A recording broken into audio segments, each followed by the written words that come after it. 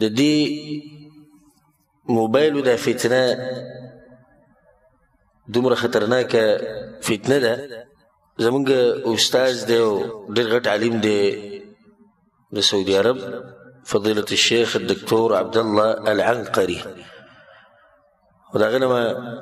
ډېر کتابونه ویلي دي. د مخکې ورځو کې د هغه یو درس ما اورېدو، هغه په هغه درس کې ناشنا خبره وکړه. وی سبحان الله، دی وړوکي شي موبایل ته اشاره وی پوره د یو ګوتې امره دی، دی ګوره غټ غټ سړي ته به برباد کړي دي. وی دا سړی چې په محفل کې کینی وټې خبرې به کوي، زه داسې او زما عقل داسې او داسې، او دا سړی د دې وړوکي موبایل په کنټرول کې دی. په کار خو دا و چې دا موبایل د ده په کنټرول کې دی. دا ډېره ناشنا خبره ده چې یو غټ پټ سړی هغه دې موبایل ته به برباد کړي،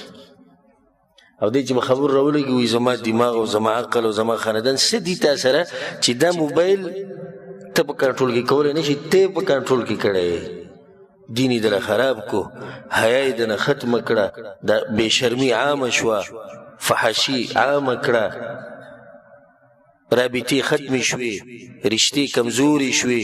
د الله د کور بې قدري وشوه، د علماو بې قدري وشوه، د الله په کورونو کې سندرې ولګېدې، په برکتي مجلسونو کې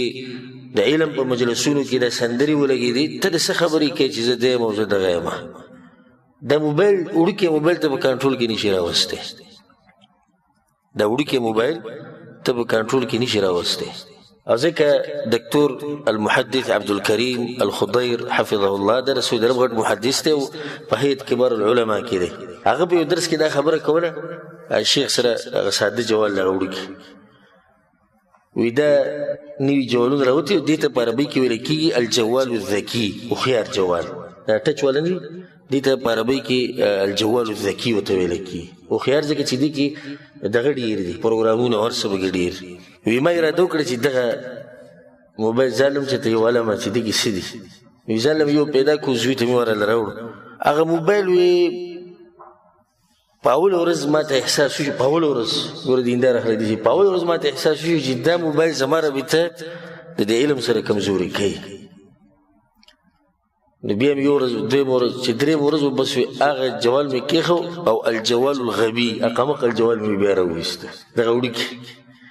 ما چې زه په دې جوال څه کوم چې هغه زما رابطه د الله سره خرابوي، او زه په دې جوال باندې څه کوم او په دې موبایل باندې څه کوم چې هغه زما رابطه د قرآن سره د حدیث سره هغه خرابوي. زه په دې موبایل باندې څه کوم چې زه د الله د کور ادب پکې ونه کم، د علم ادب ونه کم، د علماو ادب ونه کم. دغه شیخ ناشنا خبره وکړه، الله سبحانه وتعالی دغه حفاظت وکړي د ټولو علماو. وی ما بیا هغه ذکي جوال هوښیار چې کوم هغه مې ختم کو، او هغه قمقل جوال الجوال الغبي امې بیا راویستو، ځکه چې خیر په هغې کې و. ناشنا خبره ده، بس دې موبایل و دغه ډېر سړي راټینګ کړي دي ټول، او لږ سړي دي چې هغوی دا موبایل راټینګ کړی دی، نو دی په کنټرول کې دی، دغه د زور دغه د طاقت هغه لاندې دي. الله سبحانه وتعالی د موبایل د دې فتنو نه موږ په امن او امان کې ساتي. کورونه تباه و برباد شو، والله العظیم کورونه تباه و برباد شو. د جنکو تصویران، د کورونو ویډیوګانې، د ښځو رابطې د سړو سره، د سړو رابطې د ښځو سره، او د دې ښځو زه خبره وي جنکۍ یعنې واده شوي ښځې، والعیاذ بالله، الله دې به موږ پر دې راواچي، واده شوي ښځې بچي د غټ موبایل سړي په دې کې د پردي سړي سره رابطه شروع کړي. سړو خپل بچي خپله ښځه هر څه اشتي د پردو جنکو سره رابطې، ویډیوګانې، هغه کورونه تباه و برباد شو. دا خو پرېږدي چې لکه د الله د کور عزت دا خو په اوله کې پکې ختم شوی،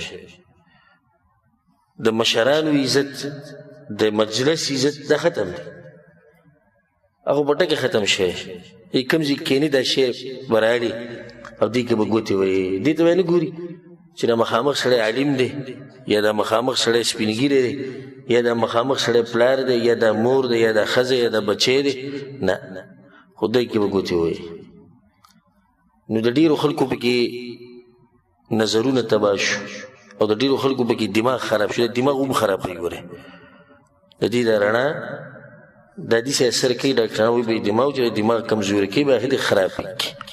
او دا یو نشه ده دا داسې لکه یو سړی چې چرس کي یا شراب څکي چې څو پورې دا نه کتلې به 2 ورځې نه تېرېږي یعنې زه درته وایم تجربه پرې کوو کوم سړی چې د موبایل ډېر استعمالوي یوې ورځې له تېواله یوې ورځې له تېواله چې به دا ورځ څنګه تېرېږي او زه کله ناکله زه پخپله زه درته د کعبې په رب قسم خورم د کعبې په رب د الله په کور کې چې ما پخپله 2 دقیقې 3 پیرې اراده کړې ده چې ما سره داسې یو غټ موبایل له ما دا ماتوم وجه دا دی چې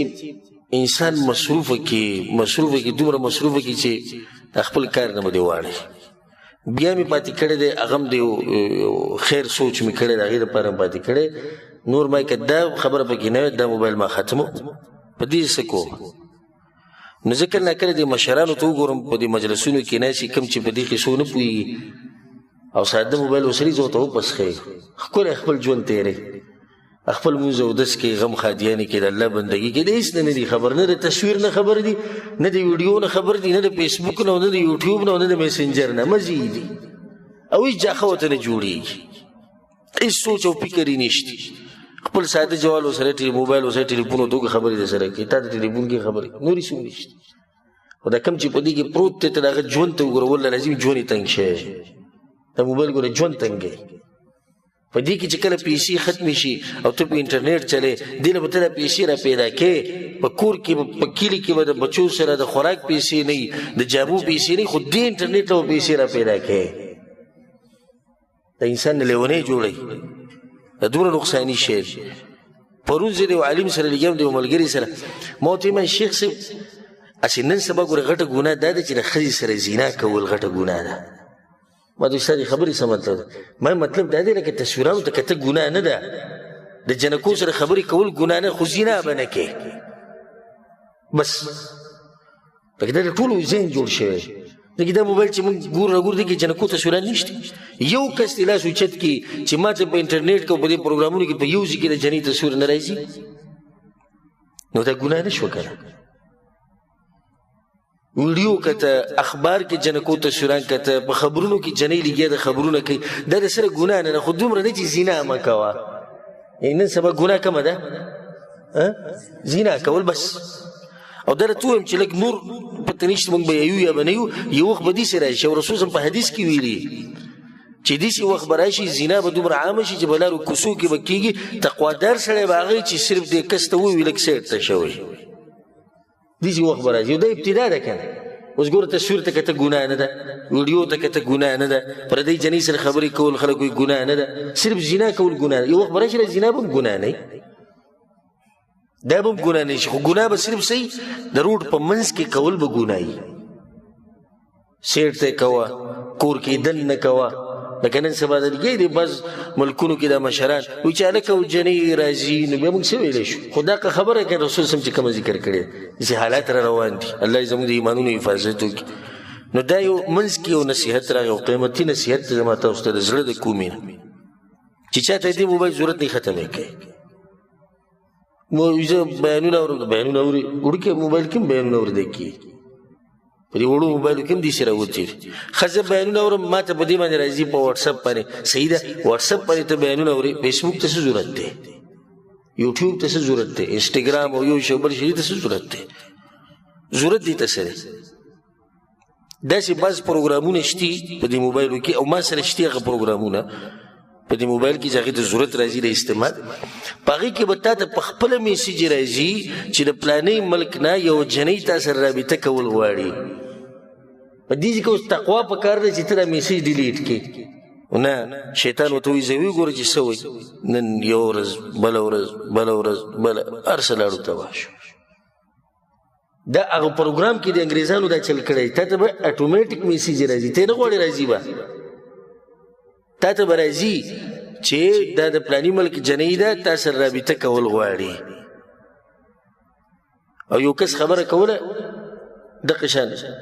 وایي رابطه کول غواړي او په دې کې ورغې او قصې مخې ته لاړه وي د واده پروګرام پکې ده یو چې هغه خو به خبرې کوي چې واده به وکړي داسې به دی راوستو په لالچ کې بیا ورته وایي چې دا پروګرام پیسې غواړي دا پروګرام څه غواړي پیسې غواړي څو پیسې غواړي 2 ډالره غواړي ډالره والله العظیم هغه تللی دی په بینک باندې ډالرې داخلي کړي اکاونټ هر څه ورکړي د هغې نه بعد هغه پروګرام بیا کار نه کوو حیا عزت تقوا دین پیسې هر څه لاړو ختم شو یو انګریز یو یهودی نصرانی په موتا باندې لوبې کوي موږ دومره کمزوري خلک یو دا موبایل کې استعمالوي د الله دین کې د الله په دین کې استعمال کړه او چې په ځان یریږي او تقوا د پکې کمزوري مې لرې کې ختمې کړه الله دې زموږ حفاظت وکړي